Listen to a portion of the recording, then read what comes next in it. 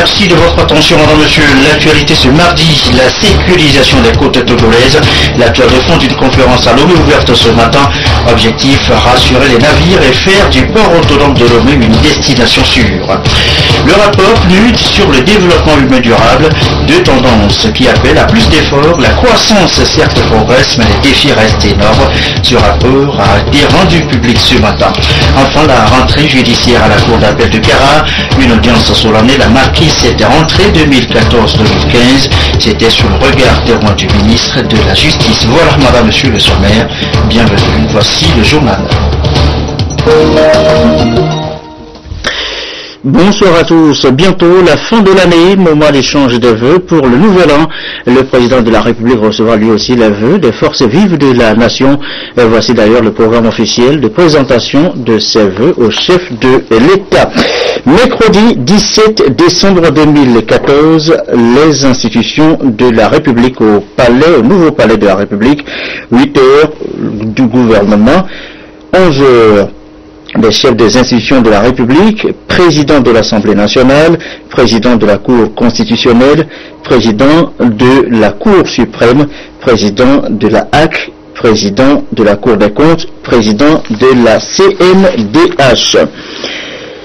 Autre délégation, 12 heures, Assemblée nationale, délégation de la présidence de la République, délégation de la primature et du secrétariat général du gouvernement, délégation de la Cour constitutionnelle, délégation de la Cour suprême, plus Conseil supérieur de la magistrature et le corps judiciaire, délégation de la HAC, délégation de la Cour des comptes, délégation de la CNDH.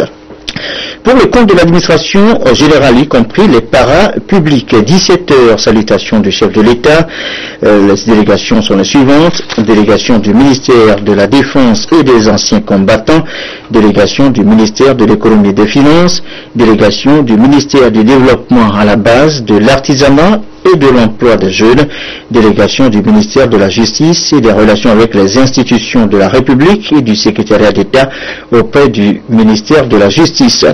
Délégation du ministère de la Réforme de l'État et de la modernisation de l'administration, délégation du ministère de l'Enseignement supérieur et de la Recherche, délégation du ministère de l'Administration territoriale, de la décentralisation et des collectivités locales, délégation du ministère des Mines et de l'Énergie, délégation du ministère de l'Action sociale, de la promotion de la femme et de l'alphabétisation, délégation du ministère des postes et de l'économie numérique, délégation du ministère de la Sécurité et de la Protection civile, délégation du ministère du Commerce et de la promotion du secteur privé, délégation du ministère des Travaux publics et des Transports, délégation du ministère de l'Agriculture, de l'Élevage et de la Pêche, délégation du ministère des Droits de l'Homme, de la consolidation de la démocratie, chargée de la mise en œuvre des recommandations de la CVJM, délégation du ministère de l'Enseignement technique, de la formation professionnelle et de l'industrie,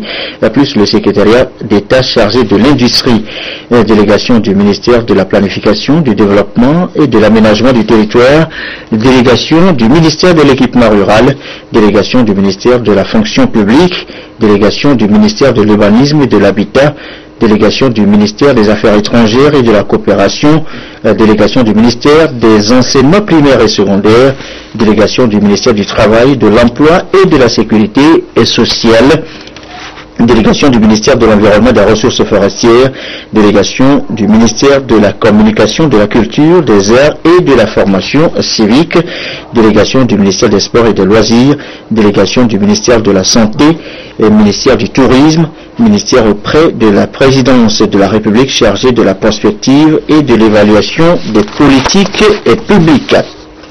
Jeudi 18 décembre 2014, les confessions religieuses, la Confédération des centrales syndicales, les ordres professionnels, l'organisation de la société civile, la chefferie traditionnelle, le lieu reste inchangé, c'est toujours au nouveau palais de la présidence. À 8 heures, pour les confessions religieuses, il y aura donc d'abord la délégation de l'Union musulmane, 8h20, délégation du Conseil chrétien, 8h40, délégation de la conférence épiscopale. Nouveau palais de la présidence toujours pour les délégations. À 9h30, délégation de la Confédération des centrales syndicales, CNTT, CSTT, UGSL, SGCT, GSA, UNSIT. 10h30, délégation des ordres professionnels, architectes, urbanistes, médecins, dentistes, pharmaciens, vétérinaires, Chambre nationale des notaires, ordre des avocats, huissiers et commissaires-priseurs. 11h15, délégation des organisations de la société civile, la REFAMP, JF2D, Fonto, Unionto. Association des retraités, Conseil national consultatif des personnes âgées, Conseil consultatif national des enfants, Fédération togolaise des associations de personnes handicapées, Fédération des organisations de défense des droits des enfants au Togo. 12h30, délégation de la chefferie traditionnelle. Toujours au nouveau palais de la présidence, à la salle rotonde précisément. À 15h, délégation des partis politiques. 17h, délégation du secteur privé. Conseil national du patronat. AGET, Chambre de commerce et d'industrie du Togo. Chambre des métiers. Vendredi 19 décembre 2014, au nouveau palais de la présidence toujours, salle rotonde. 11h, le corps diplomatique et consulaire, des organisations internationales et les organisations non gouvernementales.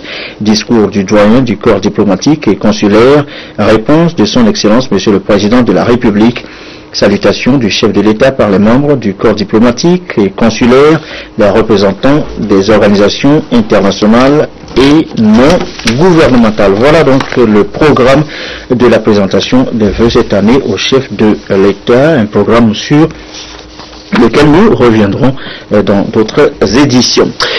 Faire donc du port de Lomé une destination sûre pour les navires, c'est l'objet d'une rencontre ouverte ce mardi dans notre pays. En toile de fond, la sécurisation des côtes togolaises. Nancy Chana et Mervalo pour les précisions. Solidarité renforcée autour de l'idéal commun, la sécurisation des côtes maritimes togolaises.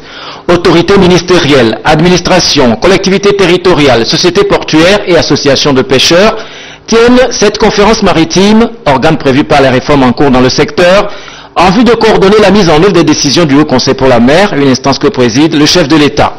Le Togo n'échappe pas à la piraterie maritime qui menace constamment l'ensemble du golfe de Guinée et qui engendre un impact négatif sur l'ensemble du transport maritime.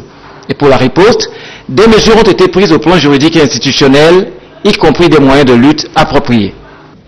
Ainsi, au plan juridique, plusieurs conventions maritimes ont été ratifiées par notre pays. Il s'agit notamment de la Convention des Nations Unies sur le droit de la mer, appelée Convention de Montego Bay, la Convention internationale de 1974 pour la sauvegarde de la vie humaine en mer, SOLAS 1974, et les protocoles de 78 et 88. De la Convention internationale de 1992 sur la responsabilité civile pour les dommages dus à la pollution et les hydrocarbures. De la Convention internationale de 1979 sur la recherche et le sauvetage maritime, SAR. La Convention internationale pour la répression d'actes illicites contre la sûreté de la navigation maritime de 1988 et son protocole contre la sécurité des plateformes fixes situées sur le plateau continental, la Charte africaine des transports maritimes, le Code international pour la sûreté des navires et des installations portuaires, le Code ISPS de 2002, et enfin la Convention internationale du travail maritime de 2006. L'application de toutes ces conventions a été renforcée par la création d'une préfecture maritime. L'enjeu est stratégique pour l'économie du pays, à cause de la place prépondérante qu'occupe le port autonome de Lomé, en pleine modernisation et soumis à des défis de compétitivité. Ce port doit être une destination sûre pour les navires, conformément à l'esprit de la lutte engagée au plan régional. La sécurisation de la côte togolaise s'appuie sur une approche régionale contenue dans les outils stratégiques communs et de direction sur lesquels devraient s'appuyer les acteurs nationaux du monde maritime. On peut citer parmi ces outils le code de conduite relatif à la prévention et à la répression des actes de piraterie, des vols à main armée à l'encontre des navires et des activités maritimes illicites en Afrique de l'Ouest et du Centre, conformément aux résolutions 2018 et 2039 du Conseil de sécurité des Nations Unies, adoptées par les chefs d'État du Golfe de Guinée lors du sommet tenu à Yaoundé les 24 et 25 juin 2013. La décision d'implanter à Douala, au Cameroun, le centre intra-régional de coordination qui sera le mécanisme chargé de superviser la mise en œuvre du code. L'adoption d'un mémorandum d'entente sur la sûreté et la sécurité dans l'espace maritime de l'Afrique centrale et de l'Afrique de l'Ouest, signé par les dirigeants de la CEAC et de la CEDEAO et de la Commission du Golfe de Guinée. Ces outils encore récents montrent à plus d'un titre que les réformes en cours dans notre pays rentrent dans un cadre plus global et mondial qui vise la convergence des moyens pour maîtriser les actes criminels et illicites commis en mer et dans les ports des États côtiers du Golfe de Guinée. Des côtes bien sécurisées constituent donc un gage de stabilité pour les États. Cette première conférence maritime du Togo est un exercice préparatoire au prochain sommet des chefs d'État et de gouvernement de l'Afrique de l'Ouest et du Centre qui se tiendra en 2015 à Lomé. Et sachez que sur place dans les eaux togolaises mouille depuis quelques jours déjà le DS National Monrovia. Eh bien, c'est un navire, vous allez le voir prochainement, de dernière génération, géant de mer qui a fait l'objet ce matin d'une visite d'exploration. Nous reviendrons dans le courant de cette édition sur ces images. Autre rencontre évoquée ce soir, celle sur l'évaluation des politiques et institutions des pays. C'est la Banque africaine de développement qui initie donc l'exercice. Il devrait permettre au Togo d'espérer plus de financement. Voici les explications de Kwasi Glédé Sosoko. Acteurs en charge de la gestion de la chose publique, membres de la société civile et du secteur privé, partenaires techniques et financiers, ils sont tous ou presque présents à ce forum de la BAD sur l'évaluation des politiques et des institutions des pays. C'est en fait un dialogue qui s'ouvre pour mieux préciser les observations et les informations provenant de la partie gouvernementale sur les progrès réalisés dans tous les secteurs. Le forum pourra aussi identifier les principaux défis et chocs internes comme externes qui entravent la mise en œuvre efficace des politiques et institutions. Chacun aura également une idée sur les critères d'évaluation de la BAD en matière de gestion des ressources et des financements. L'évaluation couvre plusieurs critères. Il y a des critères qui relèvent de l'économie. Il y a des critères qui touchent le domaine des réformes structurelles. Il y a aussi des domaines qui consistent à voir si l'équité, le genre sont prises en considération dans les différentes réformes du pays. On vérifie aussi s'il concerne l'intégration régionale et comment le pays investit dans les infrastructures pour assurer une croissance forte et inclusive. Et dans un contexte où les ressources deviennent de plus en plus rares, il faut se mettre sérieusement au travail pour améliorer les notes et le score du Togo. Je voulais en appeler à tous les acteurs ici présents pour mesurer davantage l'intérêt de l'exercice pour que nous puissions aller plus loin. Parce que nos notes actuellement dans les exercices du FAD et de l'IDA sont des notes, je vais dire moyennes. Or, nous avons besoin d'être plus loin pour avoir plus de ressources. Et pour cela, je voudrais même souhaiter que nous puissions avoir une certaine cohésion dans les exercices. Les notes d'évaluation de la Banque africaine de développement demeurent confidentielles et les scores sont révisés chaque année et varient de 1, très insuffisant, à 6, très satisfaisant. En 2015, le Togo aura à faire son auto-évaluation et ici on espère que cela pesera beaucoup dans la balance et permettra au Togo d'amorcer définitivement la phase de ses réformes. Avec la BAD, qui dit réforme, dit plus de mobilisation de ressources. Et vous pourriez, vous aussi, en ce qui vous concerne désormais, avec un clic, évaluer à votre niveau les politiques publiques de développement. 2 sites pour le faire, avec des données qui vous permettent de le faire. Ils ont été lancés conjointement ce mardi par le ministère en charge de la prospective, le groupe Bolloré. Les adresses Louis Cassi, Christine Péché-Kialoulé. Il s'engage à faire de l'information un facteur de développement. Les promoteurs de la vision Togo 2030 placent les TIC au cœur de ce projet. Le www.vision Togo 2030.tg est le site officiellement lancé pour faciliter le lien et fluidifier les échanges. Le www.togo2030.com retrace l'engagement du groupe Bolloré pour un Togo émergent à l'horizon 2030. Nous sommes avec ces TIC dans une révolution qui va nous permettre de démocratiser le savoir. Parce que la démocratie, c'est aussi que chaque citoyen soit en mesure d'utiliser tout le potentiel dont il dispose afin de participer du mieux possible à la construction de l'édifice national. La vision Togo 2030 rencontre dans son processus d'élaboration de nombreux chantiers sur lesquels s'illustre le groupe Bolloré. À travers le www.togo2030.com, ce groupe entend constituer une plateforme de partage et d'échange dans la marche vers la vision Togo 2030. Les TIC doivent occuper une place d'épine dorsale multisectorielle dans la vision Togo 2030. Le site internet www.togo2030.com vient valoriser tout ce qui est fait en termes de technologie, tout ce qui est apporté en termes de technologie pour le développement du Togo. Le projet Vision Togo 2030 a été lancé en octobre 2013. Il est aujourd'hui dans sa deuxième phase de réalisation et est appelé à terme à construire un Togo uni, fort et émergent. Je vous l'annonçais tantôt, depuis quelques jours, mouru dans les eaux togolaises, un bateau, le DS National Monrovia, c'est un navire, vous allez le voir, de dernière génération, un géant de mer qui a fait l'objet, vous disiez ce matin, d'une visite d'exploration. Le récit Sonia Menipo, Carmen Madjiakapo. National Monrovia, un bâtiment de nouvelle génération pouvant contenir à 6500 conteneurs équivalent 20 pieds, mouille dans les eaux togolaises. Jusqu'ici, c'est seul l'Afrique du Sud qui arrivait à accueillir ce genre de bateau. Le navire qui arrive ici vient accoster plusieurs milliers de conteneurs pour toute la sous-région. Le terminal de LCT aujourd'hui, le terminal qui a permis d'accoster ce navire de grande taille et de nouvelle génération pour les clients qui importent des marchandises principalement de l'Asie.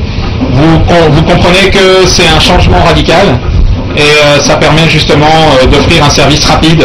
Long de 304 mètres, ce navire a été exploré par des autorités togolaises qui sont d'autant fiers, puisque le port autonome de Lomé, le seul port en eau profonde de la sous-région ouest-africaine, va fortement contribuer à la relance des activités maritimes et partant de l'économie nationale. Jusqu'à ce jour, le port n'a pu accueillir que des navires de 260 mètres. Et donc, il était important, en tant que membre du gouvernement, de venir au nom du chef de l'État, au nom du gouvernement tout entier, visiter ce navire-là et être témoin. Nous avions souvent eu à dire que ce terminal, avec son quai de 1050 mètres, pourra accueillir des navires de dernière génération, c'est-à-dire les plus gros navires qui existent au monde. Présent au Togo, depuis samedi dernier, ce bateau repart très bientôt à destination de l'Afrique du Sud. Les conteneurs à son bord ont été entreposés sur la base en construction par le conteneur terminal LCT. Le DS National Monrovia est le premier bateau de cette capacité à venir dans la sous-région ouest-africaine. Et c'est le port autonome de Lomé, avec ses infrastructures modernes, qui a eu ce privilège de l'accueillir. A signalé également dans l'actualité la fin des travaux des parlementaires sur l'élaboration de la loi et les relations majorité-opposition. Les députés togolais, vous allez les entendre, se disent plus aptes à jouer leur rôle de parlementaire désormais. Leur rôle, le compte rendu de Komo Borodé. Les députés togolais membres de l'Assemblée parlementaire de la francophonie ont eu à échanger avec les experts sur deux thèmes dits d'actualité. L'élaboration de la loi, les relations majorité-opposition. Occasion qui a permis d'inciter les députés togolais à l'initiative de la loi, mais aussi cerner les méthodes et techniques de gestion des relations entre majorité et opposition au sein de l'Assemblée nationale. La loi ne doit pas être le seul apanage du gouvernement. Le 4e vice-président de l'Assemblée nationale a salué cette démarche qui vient renforcer la mission des parlementaires togolais. Les parlementaires sont élus avant tout pour voter les lois. Mais encore faut-il savoir élaborer la loi. Les statistiques montrent que 95% des lois que les parlementaires votent sont des lois émanant du gouvernement, alors que toutes les constitutions reconnaissent aux parlementaires le droit d'initier une loi. Et donc nous avons constaté ces disproportions et nous sommes rendus compte que nos collègues n'ont pas l'initiative de la loi. Et donc le séminaire, c'était avant tout pour inciter les parlementaires togolais à plus d'audace dans l'initiative de la loi. Le second thème, qui s'intitule les relations majorité-opposition, est également un thème d'actualité, parce qu'un parlement démocratique se définit par l'existence de deux composantes essentielles, la majorité et l'opposition. Alors ces deux composantes qui légitiment un parlement doivent cohabiter aussi bien en tenant compte chacune des intérêts de son parti, mais doit pouvoir à certains moments particuliers de la vie de la nation pouvoir mettre en avant l'intérêt général. Les participants, aussi bien de la majorité que de l'opposition, ont tous reconnu le bien fondé de cette formation. Le séminaire dont le titre est le rôle du parlementaire dans l'élaboration de la loi, les relations entre l'opposition et la majorité ont permis des échanges très fructueux, ont permis de préciser un certain nombre de notions, ont permis également de clarifier certaines idées que nous avions. Je crois qu'avec ce renforcement de capacité, nous allons améliorer notre façon de faire. Chacun de nous devra éviter de frustrer son prochain pour qu'il y ait une bonne relation. Les députés membres de l'Assemblée parlementaire de la francophonie se sont donc séparés avec l'espoir de voir des rencontres de ce genre se tenir périodiquement pour renforcer les connaissances des élus du peuple et les amener ainsi à mieux répondre aux attentes des populations. Il est 20h22. On en vient maintenant à ce rapport rendu public ce matin par le PNUD. La mention en titre, rapport sur le développement humain durable. Deux choses à retenir. Il y a certes des avancées en matière de croissance, mais il faut, deuxième chose, redoubler d'efforts car il y a des défis. Les grandes lignes de ce rapport, Adolphe Paca. Après la présentation au grand public, la représentation du PNUD au Togo remet le support au ministère en charge de la planification. Écrit en 245 pages, ce rapport relève une vulnérabilité persistante dans les pays en voie de développement. 22% de la population mondiale reste défavorisée dans le domaine de la santé et de l'éducation. 80% dépourvus de la protection sociale et 12% souffrent de la faim chronique. Le constat est que les pays africains ont progressé et ont évolué de façon très positive en améliorant leur indice de développement humain. C'est le cas au Togo où nous sommes, qui a fait également des progrès dans son indice de développement humain. Le rapport classe les pays en 4 catégories selon la valeur IDH, indice de développement humain. L'ensemble des pays d'Afrique subsaharienne se retrouve dans le lot des pays à IDH faible. Le Togo, par exemple, qui a connu une progression depuis 2011 en passant de 0,167 à 0,173 en 2014, est classé 166e sur 187 devant la Côte d'Ivoire, le Burkina Faso et le Mali. Donc il y a beaucoup de choses qui restent à faire. Mais nous sommes déjà dans le sillage des solutions pour la résilience. Pour mettre donc les bouchées doubles et relever les défis sur fond de crise financière, chômage des jeunes, crise sociopolitique et catastrophes naturelles, le PNUD appelle les pays à pérenniser les progrès, réduire les vulnérabilités et renforcer la résilience. Autre titre de l'actualité ce soir, notre troisième titre, la rentrée judiciaire 2014-2015 à la Cour d'appel de Kara. C'était une audience solennelle à laquelle a assisté le ministre de la Justice. Le film de cette rentrée, Nestor Mouzou et notre bureau à Kara. Les acteurs chargés d'animer la vie de la Cour d'appel de Kara procèdent à leur rentrée judiciaire 2014-2015. Selon les usages et les prescriptions du Code de l'organisation judiciaire, la rentrée judiciaire constitue un moment au cours duquel les juridictions rendent compte de leurs activités et se penchent sur les défis à relever. Cette rentrée solennelle est considérée comme la vraie première depuis 2003, année de lancement des activités de la Cour d'appel de Kara. Qu'est-ce qu'un bon juge? C'est le thème sous lequel la rentrée est placée. Un bon juge doit tout d'abord être un juge indépendant.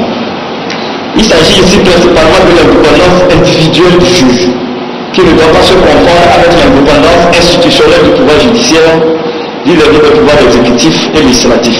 Un bon juge doit également être intègre. Intégrité induit nécessairement un devoir de dignité et de probité. Le bon juge doit également être impartial. L'impartialité est la garantie d'un procès équitable.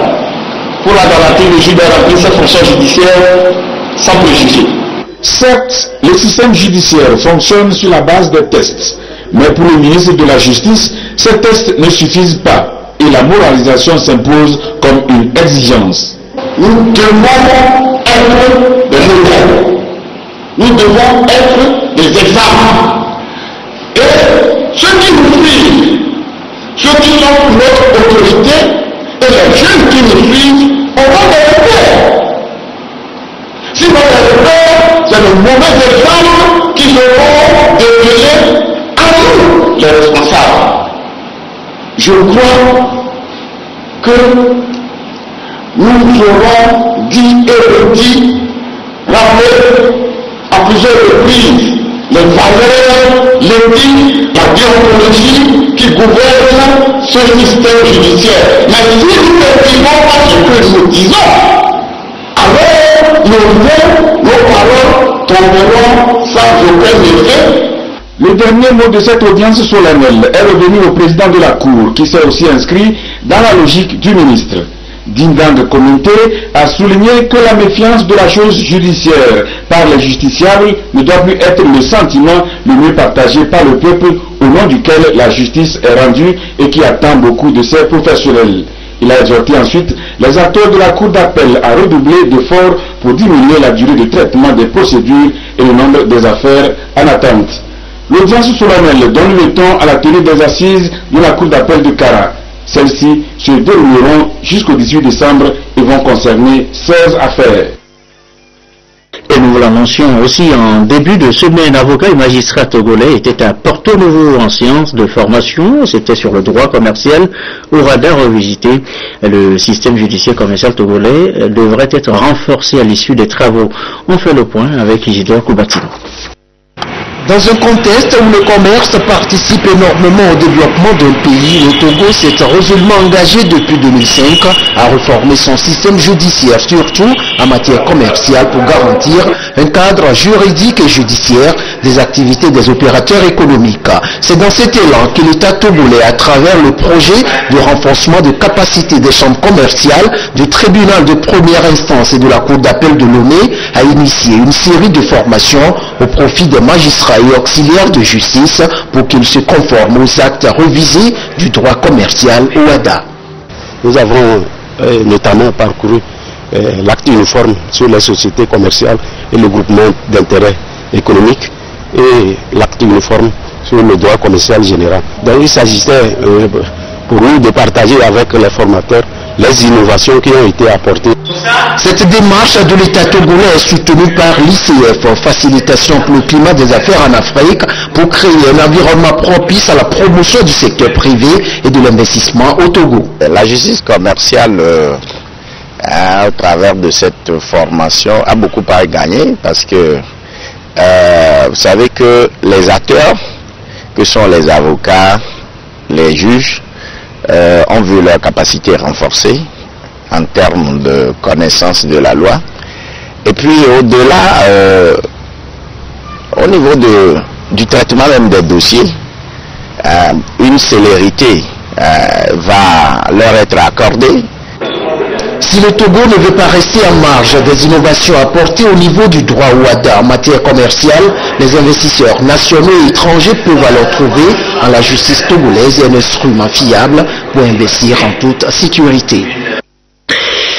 Et dans la suite à la plainte du garde du garde des Sceaux, ministre de la Justice en date du 29 juillet 2014 contre un magistrat président d'un tribunal poursuivi pour manquement au devoir de son État, la probité morale et la dignité. Le sujet est évoqué tout à l'heure. Le Conseil supérieur de la magistrature a siégé un conseil de discipline à la Cour suprême du Togo le 3 novembre 2014. Après délibération, le Conseil de discipline a déclaré le juge poursuivi coupable de fautes disciplinaires qui lui sont reprochées, à prononcer contre lui la sanction de la réprimande avec inscription au dossier. Le Conseil supérieur de la magistrature saisit cette occasion pour exhorter une fois encore tous les magistrats au respect scrupuleux des règles déontologiques contenues dans le statut des magistrats et la directive numéro 001/2013/CSM sur l'éthique et la déontologie du magistrat. C'est ce qu'indique un communiqué de presse du Conseil supérieur de la magistrature. Un mot de politique intérieure. Les réformes doivent être une question consensuelle entre toutes les parties prenantes. Déclaration du NET, le nouvel engagement togolais de Jerry Tama. Le parti tenait une conférence de presse cet après-midi. Emmanuel Adiaglo, Isidore Koubatine. Sortie médiatique du président du parti politique, le NET, nouvel engagement togolais, en ce moment où les réformes constitutionnelles et institutionnelles font débat au sein de la classe politique togolaise. Avec les hommes et femmes de médias, Jerry Tama a clarifié sa position et celle de son parti sur les réformes. Les problèmes du net et d'autres partis qu'on oublie, mais qu'on se consacre surtout aux questions de développement, qui sont même au-delà des questions de réforme, questions de développement, et qu'on voit comment est-ce que nous pourrons avoir les réformes de façon consensuelle avant les élections, pour faire des élections apaisées et transparentes. À cette conférence de presse, les journalistes ont été édifiés sur l'exclusion du net au sein de la coalition arc-en-ciel et du mouvement CAP 2015.